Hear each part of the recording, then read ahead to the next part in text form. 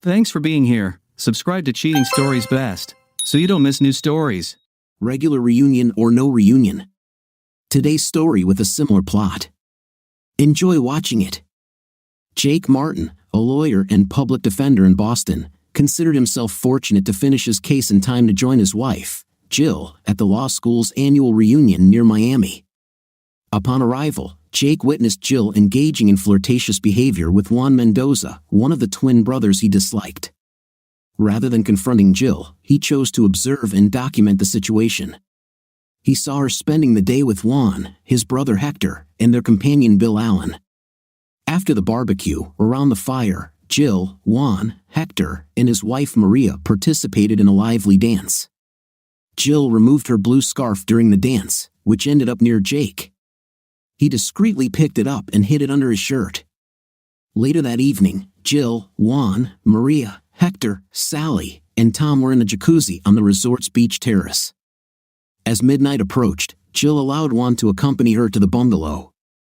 Jake, watching from a hidden spot, saw Jill invite Juan into her room. Devastated, Jake decided to return to Boston early the next morning. When Jill came home on Sunday evening, Jake struggled to hide his anger. He questioned her about her activities, but she did not admit to anything and did not connect her actions in Miami to his hostility, even after he mentioned moving into the guest room. Jake also asked Jill about her wedding rings. She said she left them with Sally for safekeeping. In reality, she had left them on Juan and Hector's yacht. Jake found them after the yacht had docked and the crew had departed. He took off his wedding ring and wore it on a leather cord around his neck, telling Jill he would only put his ring back on when she did the same with hers. That evening, Jake overheard Jill talking on the phone with her best friend, Sally, and heard the phrase, "Yes, that was amazing." He interpreted this as Sally being aware of Jill's actions and Jill acknowledging their impact, which deepened Jake's hurt and bitterness.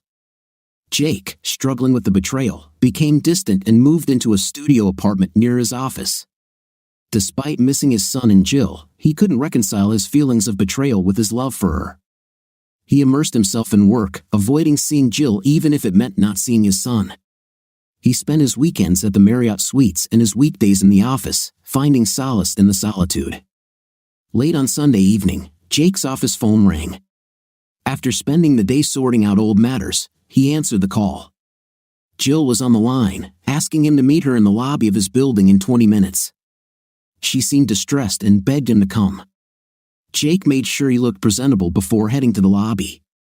When Jill arrived, she looked tired and apprehensive, dressed in jeans and a heavy coat. They rode the elevator in silence to his office. Once there, Jill removed her coat and sat down across from Jake, finally speaking up. "You'll be glad to know," she said, "that I found my engagement ring and my wedding ring." She then took her left hand out of her pocket. Jake was surprised and puzzled when Jill showed him her rings. He wondered if she had finally looked at their wedding album and found them. However, if she had, she would have found the Miami boarding pass he left with them. Her reaction didn't match his expectations if she had realized he was in Miami for the homecoming. "Where did you find them?" Jake asked, pretending to be pleased. "Sally kept them all the time. I gave them to her for safekeeping while I was on the excursion boat," Jill explained. Jake knew she was lying. She had not been on a tour boat but on Juan and Hector's yacht, and she hadn't given the rings to Sally. She had left them on the yacht. "How about you put on your wedding ring, come home to little Jake and me, and we can move forward as a family?" Jill suggested. Jake nodded, pretending to agree. He reached under the collar of his shirt and pulled out his wedding ring, which was still on a leather cord. He made as if to take it off the cord and put it on his finger, but then stopped and asked, "Can I see your rings, please?" Jill hesitated but eventually extended her hand. Jake examined the rings closely. "They're duplicates," he announced. Jill quickly pulled her hand back. "What are you talking about, Jake?" she protested. "They're not fakes, just duplicates." "Why would Sally give you duplicate rings?" "They must have cost a lot," Jake continued. "Is the wedding ring engraved with our initials and wedding date?" Jill tried to defend herself but looked guilty. She removed her hand and continued to protest, "Of course they are. Why wouldn't they be?" "I don't think these are your original rings," Jake said. "Why is Sally trying to mislead you? Or are you trying to mislead me?" Jill struggled to hold back tears and replied, "How can you say that? I just want you back. I don't understand why you're so upset just because I lost the rings." Jake was deeply hurt and realized he had lost trust in Jill, not just because of her night with Juan but also because of her continued dishonesty. He missed his son, little Jake, and though he loved Jill, he knew he couldn't stay in this situation forever. "I'm going to go home," Jake said. "I miss my son." He didn't mention that he missed Jill, although he did. "I'll sleep in the guest room for now," he added. Jill seemed reassured, thinking it was the start of a reconciliation. "I'll be home Monday night," Jake said. "See you then." Jill seemed to expect a hug or kiss, but Jake stepped back. She noted, with tears in her eyes, that he hadn't touched her since coming back from the meeting and then left his office. Jake felt that Jill's mind was not connecting his anger with her infidelity, possibly due to denial or deception. When Jake returned home on Monday evening, he moved most of his things into the guest room. He used the master bedroom only to access his closet and bathroom. Jill gave him the space he needed, and he focused on spending time with his son. Though he was physically present, he was emotionally distant from Jill. They maintained a cordial and cooperative relationship for their son's benefit, but Jake remained withdrawn and silent when he wasn't with his son. 3 weeks had passed since their office meeting. Jake was home for his son, but emotionally detached from Jill. He slept in the guest room and devoted his time to his son, appreciating him more with each passing day. Jake and Jill managed to coexist peacefully, working together to handle their responsibilities, but the emotional distance between them remained. I went into the master bedroom to grab clothes or use the adjoining bathroom. I made sure to keep the office clean for Jill so she could work there on her part-time schedule. Despite the tension, we managed to get by. Jill appeared to have lost weight and seemed emotionally drained, while I found solace in spending time with our son. One day, Jill told me in a flat tone that Sally had called. I responded with irritation, "Did you tell her to go to hell?" "No, Jake." "Why should I?" Jill replied. "She wants me to visit her in Atlanta. It's probably better than her coming here to Boston since I really don't want to see her." "She wants me to visit her, not us," Jill added. I almost made a sarcastic comment about Sally causing trouble again but decided against it. "I want to see her this time," Jill said. "I'd like to talk about old times in Miami." I pushed her away emotionally, feeling the pain of her betrayal sharply. "I'm sure homecoming will come up, but I'd like to talk to her about us," Jill continued. "She's my best friend, but I won't say anything if you don't want me to." I was surprised by her request. "Of course, speak up if you think it will help," I said, though I was skeptical. Over the next week, Jill and I continued to coexist under a tense truce, trying to make our lives and our son's life as normal as possible. I knew I needed to regain my self-respect and honor. I loved Jill deeply, but I couldn't continue living with someone who had betrayed me. About a month after the reunion, I was washing dishes in the kitchen. Jill had cooked dinner, and I was putting away the dishes when I heard Jill crying in the living room. I walked in to find her sitting on the couch with our wedding album in her lap. She held up our wedding rings and my boarding pass, tears streaming down her face. "You knew," she said, crying. "You knew all along." "I saw everything," I said. "I pushed it out of my memory, but it's hard to forget." Jill sobbed. "I tried to pretend it didn't happen. I wanted it to go away." "It hasn't disappeared from me," I said. "I still see it in my mind, and I have photographs." Jill's eyes widened.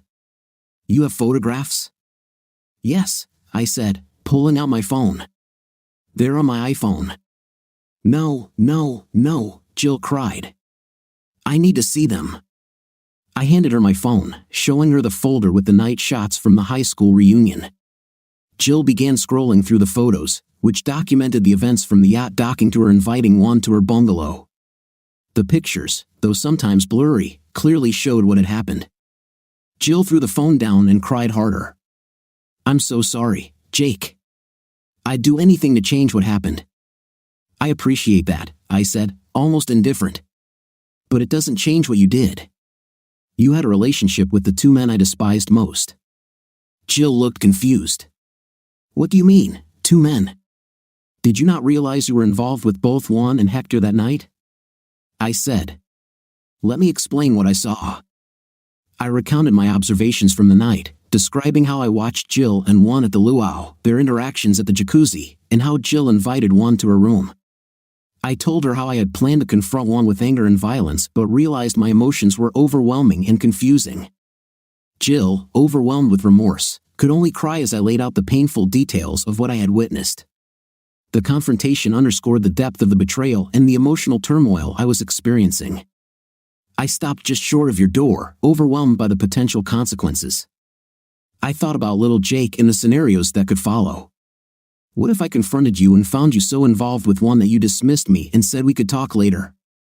That would be explosive and devastating. What if one reacted violently and threw me out? My self-respect would demand revenge, but the consequences for Jake and me would be severe. If I had burst into your room and confronted both of you, it could have resulted in violence, and Jake would be left without a father.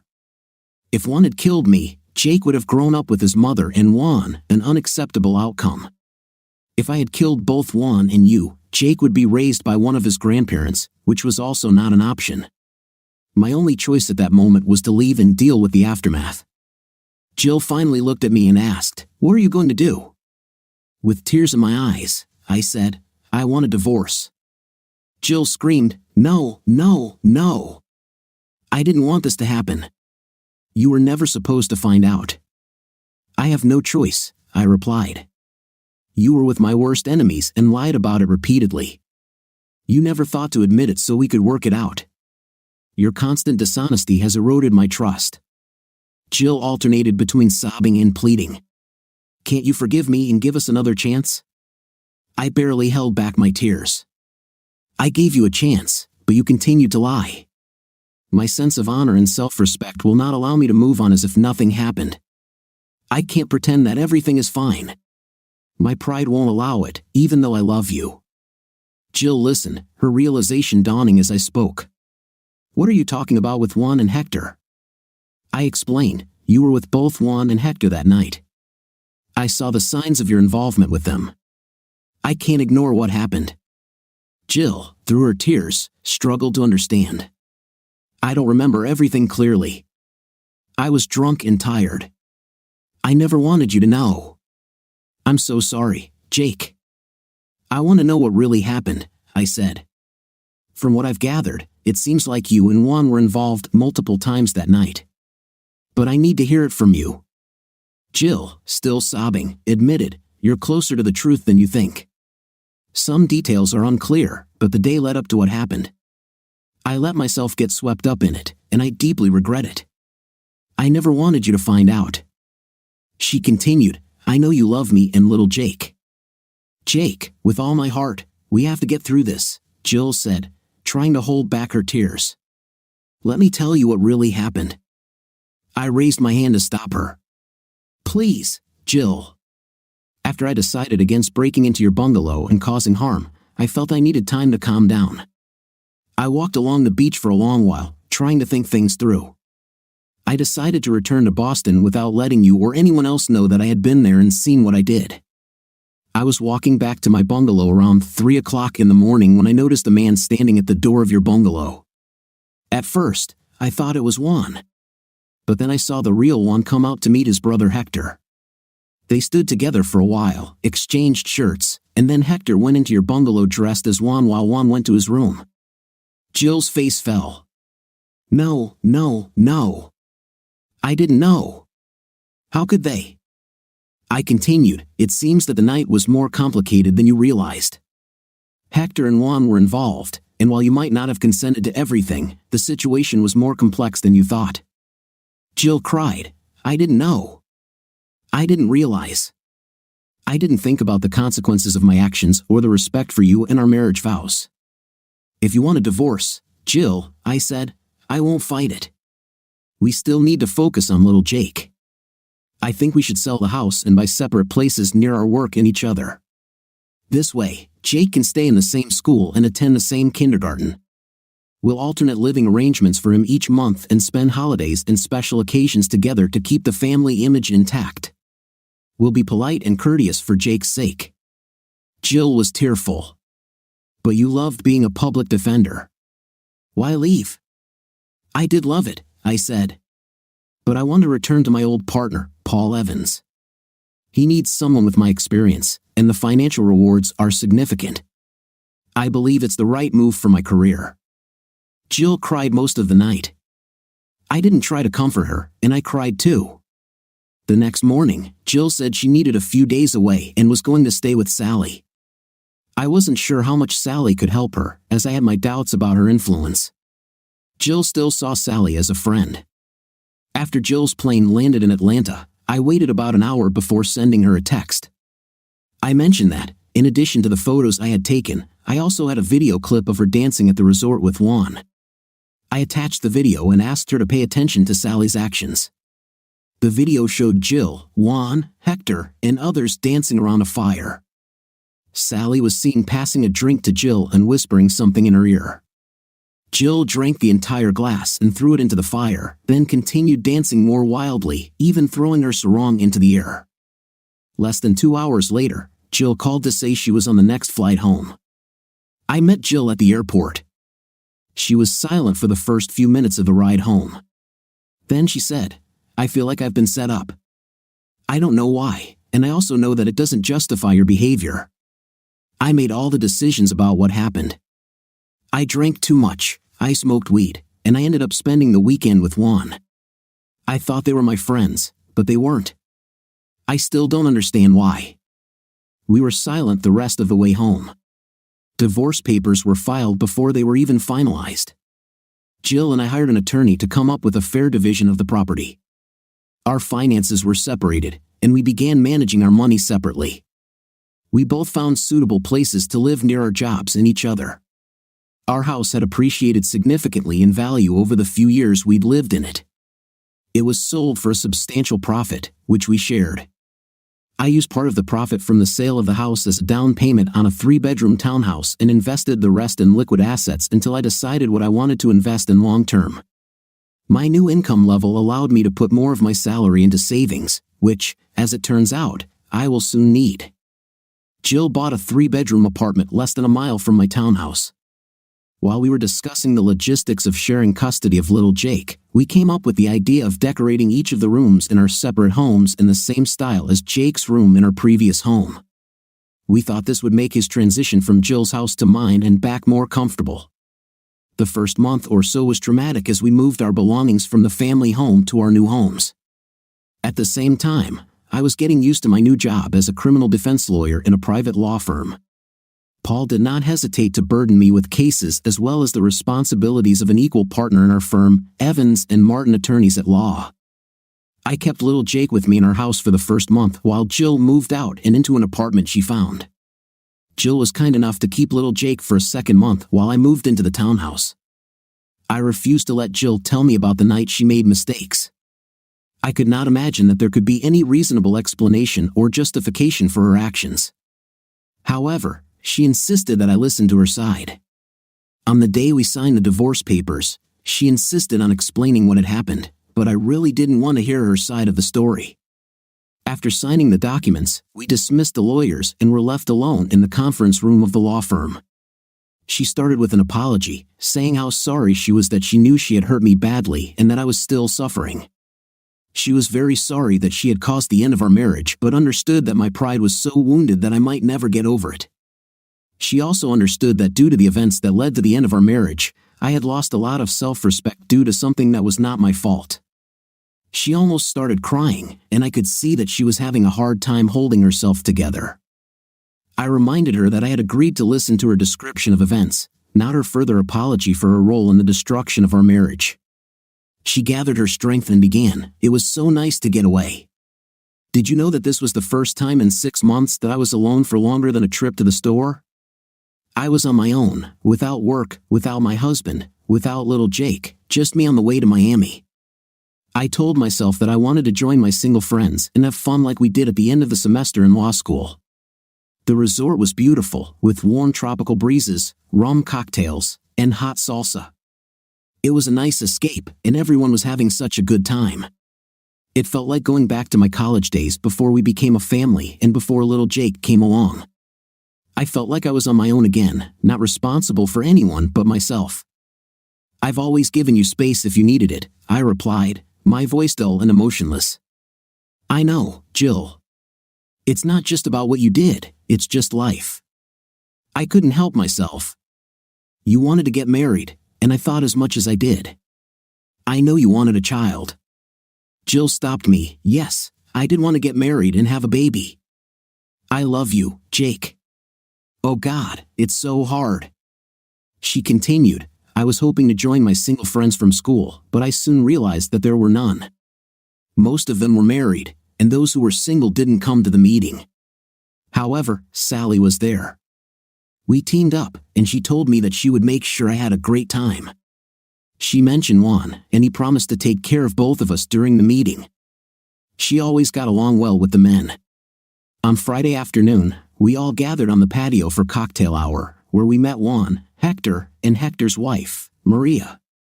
We planned the next day's activities, which included a sightseeing boat ride to a small island owned by the resort for a barbecue lunch. Juan and Hector suggested using their yacht instead, which seemed more appealing than the tour boat. I was a bit cautious about Juan's intentions and mentioned I might stay with other friends. Juan encouraged me to invite some of them, and after consulting with Sally, who wanted me to join, I agreed if Steve and Meredith would come along. Later, Meredith confirmed that she and Steve would join us on Mendoza's yacht. The yacht was indeed much nicer and less crowded than the tour boat. Although I missed partying with my classmates, I enjoyed the freedom and comfort of the yacht. The dinner was excellent, and there was plenty of alcohol. I shouldn't have started drinking so early, and then Juan introduced some recreational substances. I felt incredibly relaxed and carefree, going along with the flow without realizing that I was being influenced by people who pretended to be my friends. As the evening progressed, I drank and used more of the substance, which diminished my resistance to suggestions. I ended up dancing with Juan by the fire and later let him join me in the jacuzzi. It was all very enticing and I felt a strong attraction. By the time Juan walked me to my room, I was overwhelmed by my feelings and invited him inside. I woke up the next morning alone in bed with a severe headache. The room had a lingering smell, and it dawned on me what I had done and how it affected you and our relationship. I cried, felt sick, and called for clean sheets. After a long shower and a thorough cleaning of the room, I curled up with a pillow, feeling deep shame and guilt. At around 1 p.m., Meredith came looking for me because I hadn't been outside. Initially, I didn't want to let her in, but she sensed something was wrong and I eventually opened the door. She hugged me, and I cried in her arms as I explained everything that had happened. Meredith reassured me, urging me to start moving past the incident and to act as if it never occurred. She assured me that no one else needed to know, and she arranged for coffee and food to help me feel better. Meredith advised me to continue with the rest of the weekend as normally as possible, including attending the banquet and dancing in the evening, the final event of the homecoming. Although I was hesitant, I followed her plan, focusing on interacting with friends and trying to push the incident out of my mind. Some friends mentioned seeing Juan and me dancing, but no conclusions were drawn. Later, Meredith and Steve took me to a cocktail hour before the banquet. Meredith acted as a protective presence throughout the evening. I started to enjoy myself again, partially due to Meredith's support and my efforts to forget the previous night. I was seated next to Meredith and Steve at the banquet, while Juan and Hector were at another table with Maria, Bill, and Sally. Juan occasionally glanced in my direction, but I deliberately avoided eye contact. I was worried he might approach me or ask me to dance. I confided in Meredith that I would struggle if Juan tried to talk to or touch me, and she assured me she had warned Juan to keep his distance. I spent the rest of the evening trying to enjoy the company of my classmates, limiting myself to 1 glass of wine and dancing only with Steve. Meredith and Steve made sure I returned to my room safely that night. The next morning, I traveled with them to the airport and flew home. I had pushed the incident out of my mind enough to rid myself of any lingering guilt. I wanted everything to seem as normal as possible, even to the point of not raising suspicions about my feelings. Jill abruptly finished, saying, "This is what happened. I will never forgive myself for what I did. I don't think you can forgive me either." I don't expect that. Just know that I will always be sorry for hurting you so badly, and that I will always love you." With that, Jill stood up and left the room. I waited for the divorce to become final. The day I received notification of my single status was anticlimactic. I continued to work hard. Paul was right about the benefits of my experience as a public defender. This experience gave our law firm a significant advantage. I was familiar with the court system and understood the internal workings of the prosecutor's office. We shifted from a deal-making approach to a jury trial focus, and gradually, our firm's reputation grew as we took on more important cases and prominent clients. My usual after-work destination was the local lounge bar, where Paul and I would go to either relax or bring clients when we wanted a more informal setting than our office. On this particular day, it was only 2 p.m., and the lounge was almost empty. I settled into a secluded booth and ordered a double shot of spiced rum. I started thinking about the email I received from Sally the previous night. "Dear Jake, I understand that you are now divorced. I'm very sorry to hear this, but on the other hand, it frees you up to meet other people. I am one of these people. We dated briefly before you met my roommate Jill. I was quite taken with you at that time. You were always on my mind. It hurt me deeply to watch you date and fall in love with Jill. I never thought she was worthy of you. You didn't see her flaws. She was quite cunning. I always wanted to prove this to you, and I did at the reunion. I showed you that she could be easily influenced, even though she hadn't had much contact with one since their breakup. I knew she didn't dislike him, which made it easier to bring them together. One had always been charming and wanted her back, while he resented you for what he saw as you taking Jill from him. I'm sorry it turned out this way, but I wanted you to know that I'm here for you. Please come see me sometime. I will do anything to help you move past this. I know I'm not as beautiful as Jill, but I could offer you more love than she ever did. Sally." I assumed Sally was drunk when she wrote this letter. She wouldn't have admitted to manipulating Jill if she were sober. I forwarded the email to Jill without comment. The letter confirmed that Jill had been set up by her friend Sally, and it was clear that I had been manipulated as well. While it didn't justify Jill's actions, I recognized that marriages must withstand temptation and spouses must avoid compromising situations. Since the incident involving my wife and the Mendoza brothers, I had felt humiliated and furious. Initially, I directed all my anger at Jill, blaming her for everything. Although these intense feelings subsided somewhat after initiating the divorce, they did not disappear. The pressures of my job as a trial lawyer distracted me, but the anger and resentment remained. I wanted revenge. No, I didn't just want revenge, I wanted to make a strong statement. Among our clients was Gerard Giordino, a wealthy real estate entrepreneur specializing in commercial real estate. He was arrested and charged with arson for allegedly setting fire to several warehouses to clear land for a high-rise condominium. The warehouses were moderately insured, but the police had little concrete evidence, no remnants of incendiary devices, no traces of accelerants, no timers. Most of the evidence was circumstantial. It was known that Giordino wanted to clear the land. The buildings were insured, though not for a large amount. Giordino was out of town the night of the fire, attending a meeting with business associates in Baltimore. Although my gut feeling was that he might be guilty, I was confident that with so little concrete evidence, I could secure his acquittal or even have the charges dropped. I wanted to know more, so I contacted my friend at Drake Detective Agency, which our firm used for investigative services. I explained what I knew and my suspicions about Giordino hiring an arsonist. Giordino had numerous businesses supporting his real estate activities, including several real estate offices and a construction company. He also owned several small office buildings and had stakes in various other businesses. The Drake Detective Agency checked all of them. The assigned detective thoroughly examined the backgrounds of all 70 employees working for Giordino, and they were all clean and above suspicion. However, the reason Paul and I used this particular detective service was because of their meticulousness. They even checked job applications from candidates who were not hired, and one application stood out. The applicant, Henry Williams, had applied for a job as a night watchman. What made his application notable was his background as a retired firefighter. The detective asked if I needed more information about Williams, and I agreed. Within a few days, I received a current picture of Williams. Chief Williams had been retired for over 7 years. 5 years ago, his wife became very ill with a rare condition that left her housebound. The disease progressed to the point that her sister had to move in from Florida to help care for her.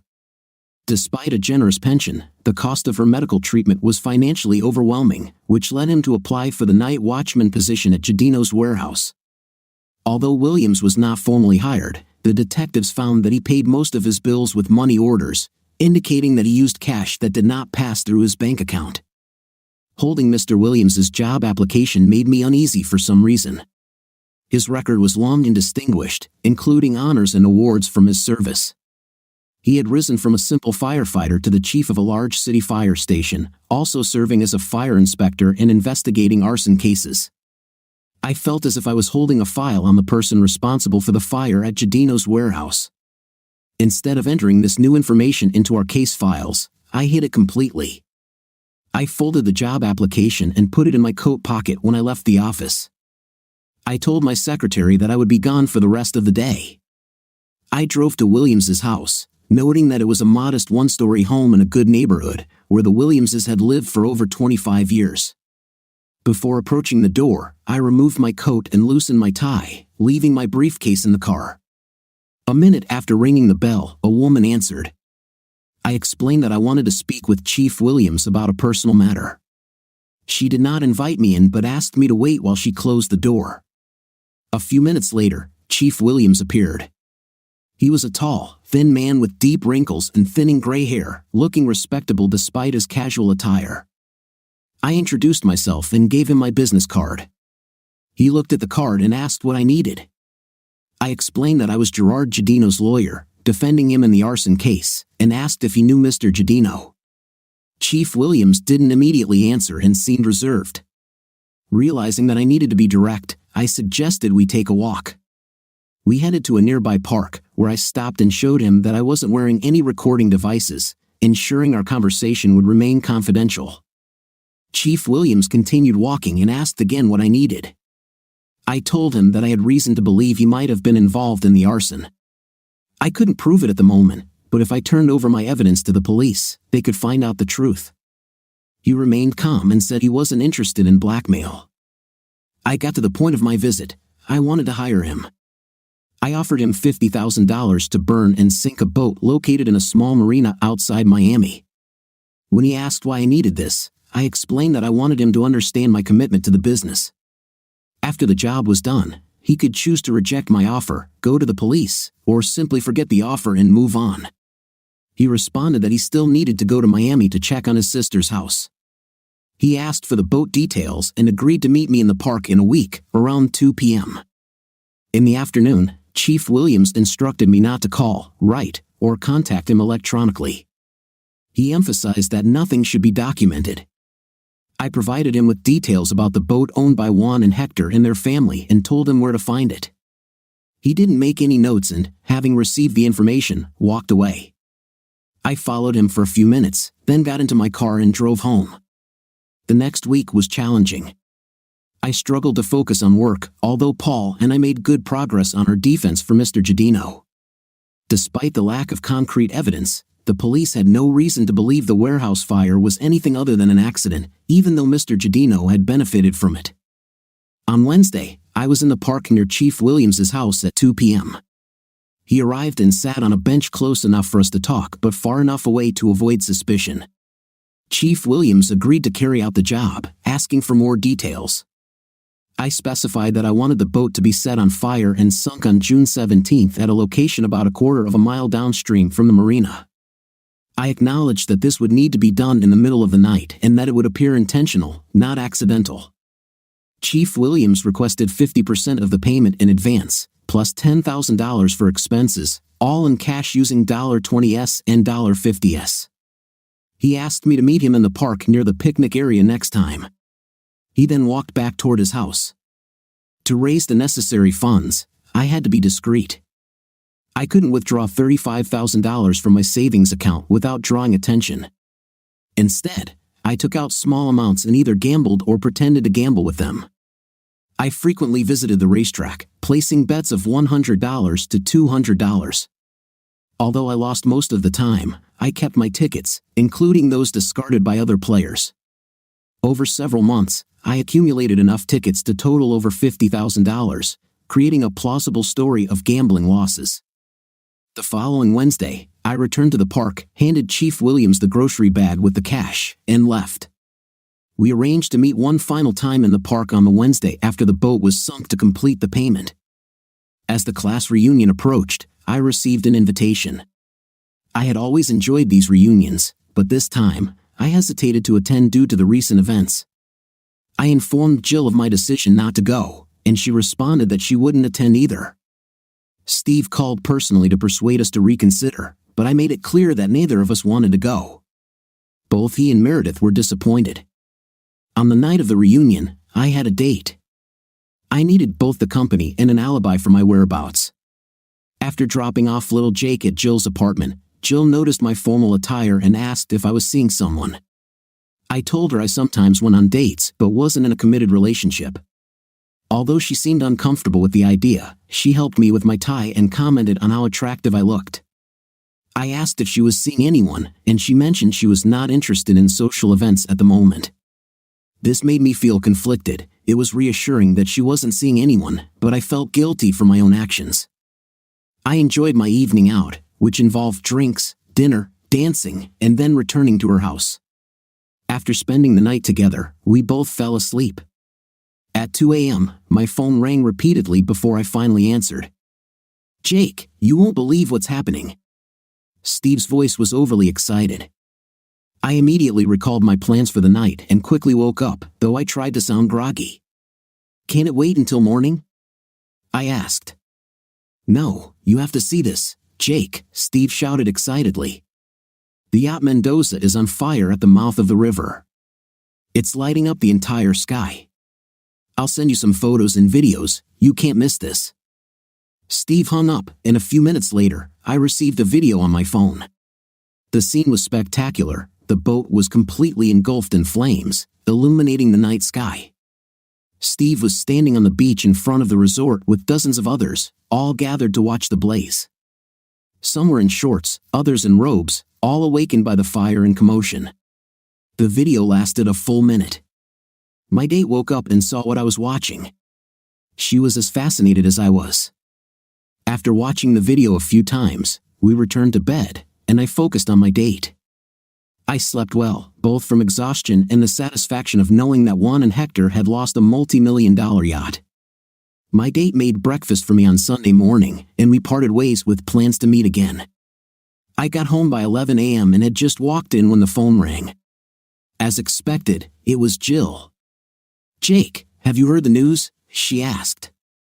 I told her that Steve had called early and sent me the video. Jill mentioned that Meredith had called her and sent photos. Jill had considered calling me but decided not to, thinking I might not want to be disturbed. "Who could have done this?" Jill asked. "I have no idea," I said, "but I imagine the Mendoza brothers have many detractors, including me." By Sunday, the incident had become national news. Various channels reported on the fire, and an hour later, the first police vessel arrived on the scene. The police could only observe but took close-up videos of the fire. Another hour later, a fireboat appeared. As it approached, 2 underwater explosions occurred almost simultaneously. The first lifted the bow of the boat about 4 feet out of the water, and the second did the same to the stern. The fireboat had to retreat due to the danger, and the yacht began sinking quickly. Within 5 minutes, the water rose to the gondolas, then the deck went underwater, and finally, the entire boat disappeared from sight. In an email from Steve, I learned that the Mendoza brothers were at the beach with everyone else, watching the fire. Steve had informed them that their boat was burning, causing them to panic and rush to the marina. There, they discovered their yacht was missing from the dock and realized it was sinking in the estuary. They located a nearby small boat and approached the burning yacht, but the flames made it impossible to board. They circled the boat for an hour until a police harbor patrol ordered them to move away. They remained in their small boat, watching as the yacht sank. The Mendoza family filed a salvage claim and demanded that others stay away from the wreck. They were notified by the police and the Coast Guard that while they might be eligible for salvage, an investigation into the fire and the loss of the vessel would be conducted. A police boat was assigned to monitor the wreck. By Sunday evening, new information emerged. A crew member of a police vessel spotted a package floating in the water and pulled it aboard. It contained 5 kilograms of white powder, triple-wrapped in plastic. Subsequent packages surfaced, and a quick test confirmed the powder was a controlled substance. Divers from the Coast Guard and Port Police later reported that the yacht had 2 external compartments below the waterline, accessible only from outside, containing dozens of similar packages. An explosion in the forward compartment had caused the packages to float to the surface. An arrest warrant was issued for the Mendoza family, but their parents had already escaped. They took a charter flight to New Orleans but ended up at a small airport outside Havana, Cuba. Juan and Hector, along with Maria, were arrested at a small airfield near Miami as they attempted to board a flight to New Orleans. When I heard the news, I thought to myself, after all, God exists. The following Wednesday, I met with Chief Williams in the park. I thanked him for executing the job precisely as I had requested, much like a skilled craftsman who had gone above and beyond with the project. Although I knew better than to inquire about the details of his method, I still asked him how he managed it. He explained that the opposite side of the estuary was a regional park. He had camped there over the weekend. At midnight, when everything was quiet, he moved his equipment to the water's edge. Dressed in a black wetsuit with his face painted black, he used snorkeling gear and a battery-powered towing device to swim across the river mouth to the marina. He surfaced just enough to use his air gun to shoot out the 2 floodlights illuminating the pier. After confirming no one was monitoring the pier or the boats, he approached the pier where the Temptress was moored. First, he took the blue song I had provided and tied it to the railing in front of the pier.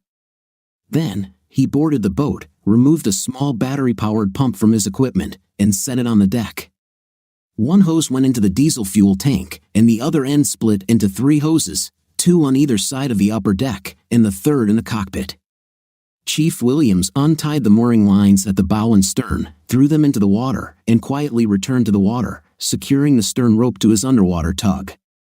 Although the tug was not designed for such a heavy load, it slowly began to move the yacht out of the dock. Once free, he attached the line to the tug and, little by little, the yacht moved along the pier, hidden by other boats. A large boat eventually emerged through the marina entrance and entered the open mouth of the estuary. Chief Williams anchored the Temptress about 2 o'clock in the morning, in a channel with a depth of around 35 feet. The deck and cabin were flooded with diesel fuel. He considered removing the pump and hoses but decided against it, as the fire needed to appear intentional. Back in the water, Chief Williams attached explosive devices to the hull, one at the bow and one at the stern. They were not very large but sufficient to punch holes in the boat. Set to 2-hour timers, the explosions would allow observers to enjoy the fire before the yacht sank. He collected his equipment and walked away from the yacht. After surfacing, he lit a flare and threw it onto the deck. The deck caught fire immediately, and the flames spread quickly. Though he wanted to stay and watch, he had to disappear underwater to avoid detection. Chief Williams returned to where he had entered the estuary, removed his snorkeling gear and wetsuit, rolled them up, and placed them in the trunk of his sister's car. As sleepy tourists were awakened by the noise, they gathered on the shore to watch the burning vessel. After the boat sank and the excitement dwindled, most people returned to their tents to sleep until sunrise. Before heading back to his sister's house, Chief Williams disposed of his scuba gear in a location where it would never be found. I asked him about his future plans. He mentioned that his terminally ill wife would live a few more weeks. After her passing, he and his sister would take her ashes to Miami for burial alongside her parents. They would likely live together in her home for the foreseeable future. I admired Chief Williams's devotion to his wife. He truly loved her for the rest of her life. Following the investigation into the Temptress's loss, the only clue the police found was a blue song tied to the dock where the boat had been moored. The evidence suggested the boat was deliberately burned as part of a pill deal gone wrong.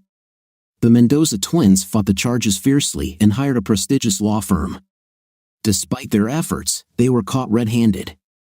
The prosecutors separated the twins and offered each a deal, testify and get a potentially lighter sentence, or face jail time regardless. Both twins accepted the deal so quickly that they ended up implicating each other and revealing the entire operation. However, the investigation and legal negotiations dragged on for several months before the Mendoza twins were actually brought to trial. From the moment I decided to sink the temptress, I felt a deep sense of guilt. As a lawyer sworn to uphold the law and a judicial officer bound by strict ethical rules, this feeling intensified with each step I took to make the sinking a reality. My fears and guilt eventually dissipated when it became clear that I had unknowingly exposed a major criminal operation. In fact, I felt a sense of relief, as if a heavy weight had been lifted from my shoulders. I was no longer the somber, humorless person I had been. I felt genuinely happy, as content as a divorced father could be. Jill was probably the first to notice this shift in my demeanor. I no longer looked at her with contempt and hostility. Although I don't know if she connected my new attitude with the sinking of the temptress, she never asked but seemed to enjoy the friendlier atmosphere between us. We saw each other often, primarily for the sake of our son, little Jake. We tried to make his life as normal as possible. For the 4th of July, we took him to the beach to watch the fireworks over the ocean. For Halloween, Jill stayed home to hand out candy while I followed Jake and his friends around the neighborhood, taking photos and keeping an eye on them. As Thanksgiving approached, it was supposed to be held at Jill's parents' house. Despite our divorce, her parents extended an invitation, and my own parents, brother, sister, and their children were also planning to attend. Jill suggested we go together, which seemed logical despite my reservations about giving the impression that we were back together. Initially nervous about how I would be received, I found that no one commented on the situation. In fact, most relatives still saw us as a couple. Jill's decision to keep her wedding rings on contributed to this impression. When I asked her why she didn't take them off after our divorce, she said, "I wear them to scare off men who want to date me." I didn't fully believe her. I knew she still had feelings for me and hadn't completely let go. Although I no longer wore my wedding ring, which I had previously kept on a leather cord around my neck, it remained prominently displayed in a silver bowl on my dresser with my cufflinks, tie pins, and badges. It was clear to our families that we weren't fully committed to the divorce, even though the official reason was irreconcilable differences. Our families seemed determined to see us back together. We spent Christmas as a family, just the three of us. Jake stayed at Jill's apartment, and I had dinner there on Christmas Eve before heading home. On Christmas morning, I returned early to find Jill making coffee and preparing a special breakfast, a tradition we had started. Jill and I sipped our drinks while Jake excitedly opened his presents. Finally, Jake reached the gift I had hidden far under the tree and gave it to Jill. "Who is this for, Mommy?" he asked. Jill looked at the tag and said, "This is for me." After reading the full tag, she added, "This is from Dad." Her eyes seemed to moisten as she looked at me. "Thank you, Jake. I didn't expect anything from you." "You shouldn't have," she said. When Jill opened the gift, a pale blue amethyst necklace, bracelet, and earrings, she was visibly touched. "Oh, Jake, this is wonderful," she said slowly, a tear rolling down her cheek. "You shouldn't cry," I said. Jill didn't respond with words but instead moved from the couch to the chair I was sitting in, wrapped her arms around my neck, and rested her head on my shoulder. "Thank you, Jake," she whispered. Later, after breakfast, Jill was washing the dishes and I was drying them. Without looking at me, she asked, "Jake, are you happy?" I hesitated before answering. I was happier when I was married before. Still not looking at me, Jill then asked, "My law firm is throwing a big New Year's party on the 31st. I would like you to come with me as my date." Initially unsure of how to respond, I eventually said, "I would be honored to be your date. Thank you for inviting me." Jill expressed her concern that I might already have plans, and I reassured her that I had no specific plans, likely just staying home and watching the ball drop on TV. The New Year's party was fantastic. Jill's law firm was large and prestigious, having spared no expense on renting a grand hotel room, catering, an open bar, and a band. Jill looked stunning, wearing a navy blue sheath dress that complemented her amethyst necklace and earrings. We sat with her good friends and colleagues, many of whom I knew. We danced together a lot and became quite comfortable with each other. During the slow dances, single lawyers would sometimes approach and ask to dance with Jill, even though she was with me. Before I could respond, Jill would always step in and say that she was only dancing with me that evening. She explained that most of the men who approached her were persistent despite her being divorced, and her wedding rings hadn't deterred them. She mentioned that if I hadn't agreed to be her date for the night, she wouldn't have attended the party. At midnight, on the dance floor, as the last seconds of the year ticked away, we embraced each other. When the moment arrived, the room erupted in celebration, confetti and streamers flew around us, horns blew, and everyone started hugging and kissing. I held Jill close, and we shared a kiss that was both deep and meaningful, part love, part passion. It was clear to everyone how absorbed we were in each other, as no one tried to pull us apart. When we finally broke away, a bit embarrassed, we hugged and kissed a few people and shook hands. We returned to our table, where the band played Oh How We Danced, a nostalgic reminder of our wedding, and later shifted to rock and roll, encouraging everyone to join in the fun. During a break at our table, I noticed that Sally hadn't shown up. Jill told me that Sally had once mentioned being close to a judge who decided many of her cases. Jill had hired a private investigator who discovered that Sally had been involved with several judges who handled her cases, and this information had been passed on to the district attorney.